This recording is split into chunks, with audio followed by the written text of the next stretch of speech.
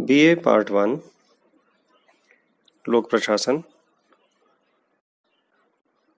Paper number 2 भारतीय प्रशासन। इन दिनों हम अपनी चर्चाओं में भारत के राष्ट्रपति की शक्तियां एवं कार्य पढ़ रहे हैं। हमने अपने पिछले लेसन्स में राष्ट्रपति की आपातकालीन शक्तियों के बारे में चर्चा करी और हमने अपनी पिछली ही कक्षा में आपातकालीन शक्तियों का मूल्यांकन किया था। हमने आपको बताया कि कैसे इन आपातकालीन शक्तियों के दुरुपयोग से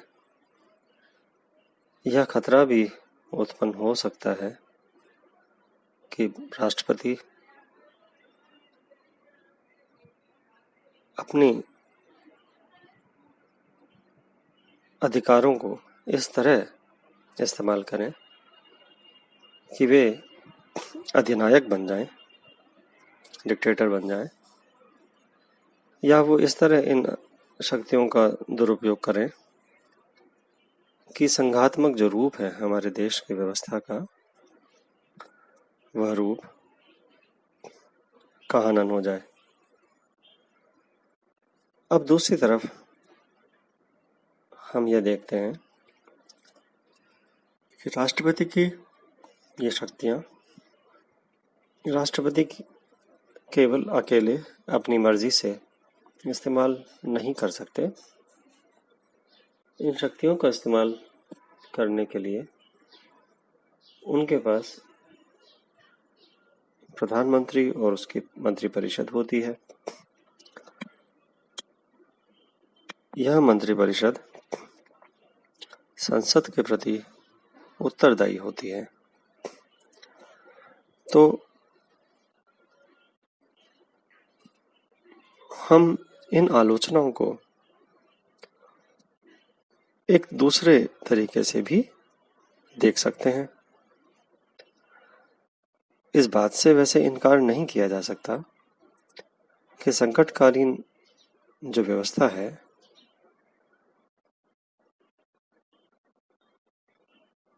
वह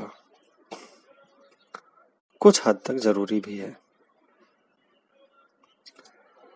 तो आइए हम यह देखने की कोशिश करते हैं कि इन आपातकालीन शक्तियों का औचित्य क्या है। सबसे पहली बात तो यह कि राष्ट्र की सुरक्षा हेतु केंद्र के पास कुछ शक्तियां होना आवश्यक होता है। संविधान के उपबंध सामान्य परिस्थितियों के लिए नहीं, वरन केवल विशेष परिस्थितियों के लिए हैं, और यह बात लगभग निर्विवाद है कि संकट काल में व्यक्ति की पूर्ण राज्य भक्ति की अधिकारिणी केंद्रीय सरकार हो सकती है।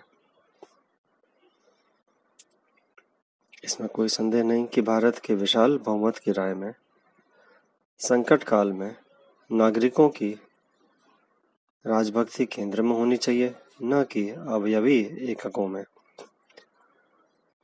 भारत में केंद्र सरकार को पर्याप्त शक्तिशाली बनाने की आवश्यकता अनुभव करते हुए लंदन टाइम्स ने लिखा था कि पृथककारी प्रभावों से संरक्षण के लिए तथा विस्तृत रूप से कार्यकुशलता में विभिन्न संघीभूत इकाइयों से निपटने के लिए भारतीय संघ का केंद्र शक्तिशाली होना चाहिए। यानी जो हमारे देश के अंदर देश के विभिन्न हिस्सों को पृथक करने वाले प्रभाव होते हैं, हमारे अलग अलग प्रांतों के अंदर अलग अलग राजनीतिक, भौगोलिक, सामाजिक और आर्थिक प्रभाव हो सकते हैं। इन प्रभावों को देखते हुए जो पृथककारी शक्तियां हैं उनसे निपटने के लिए हमारे संविधान में ऐसे प्रावधान होना भी जरूरी है कि संकट की स्थिति में भारतीय संघ जो केंद्रीय है वो शक्तिशाली हो जाए। भारतीय संविधान में संकटकालीन उपबंधों की व्यवस्था पर संविधान के संघात्मक स्वरूप को नष्ट नहीं किया गया, वरन अमेरिका और कनाडा के देशों के अनुभवों से लाभ उठाकर संघात्मक शासन की दुर्बलता को दूर करने का सफल प्रयत्न किया गया है। हमने जो अमेरिका के संविधान को अगर हम ध्यान से देखते हैं तो वहां पे संघात्मक व्यवस्था बहुत बलशाली है, प्रभावी रूप से कार्य कर रही है, लेकिन उसमें जो कमियां हैं उनको दूर करने के लिए हमने अपने केंद्र के अंदर कुछ शक्तियां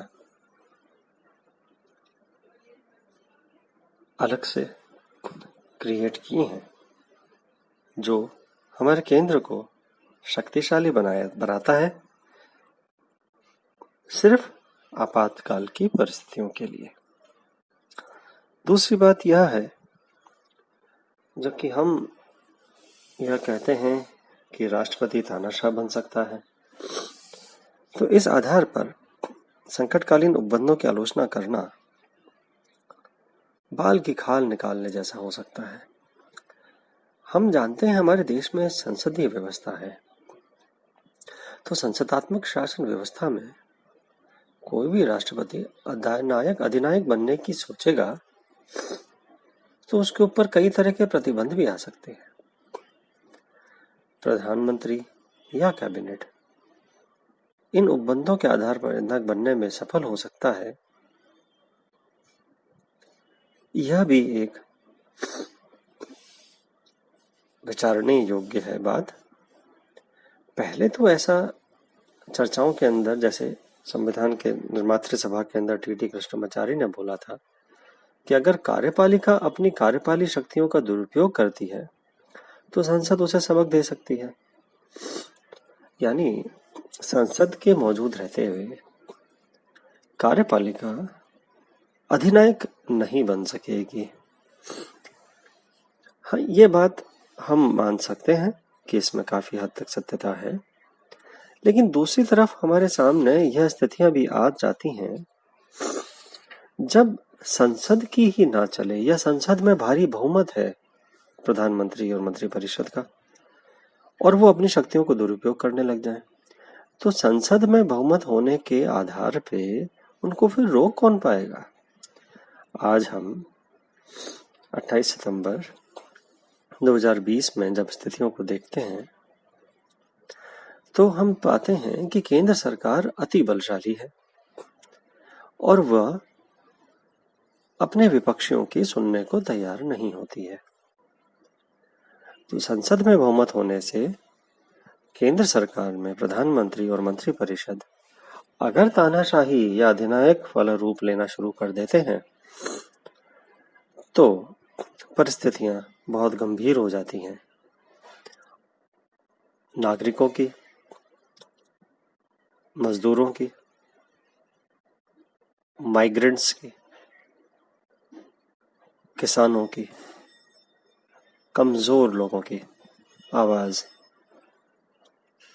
दबाने में सक्षम हो जाता है अगर कोई ऐसा प्रधानमंत्री आ जाए जो केवल अपने ही विचारों को सबसे सुप्रीम माने। तो यह संकट रहेगा और हम अपने इतिहास के अंदर ऐसे संकटों से ही सीखेंगे और अपने संविधान को कैसे हमें प्रयोग लेना है, उसको हमें कैसे सुधारना है, यह हम सीखते रहेंगे।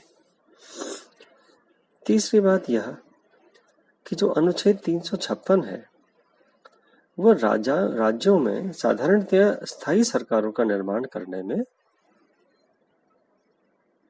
हेल्प भी करती है। जब कभी राज्य के अंदर अस्थिरता अधिक हो जाती है तो अस्थिरता के समय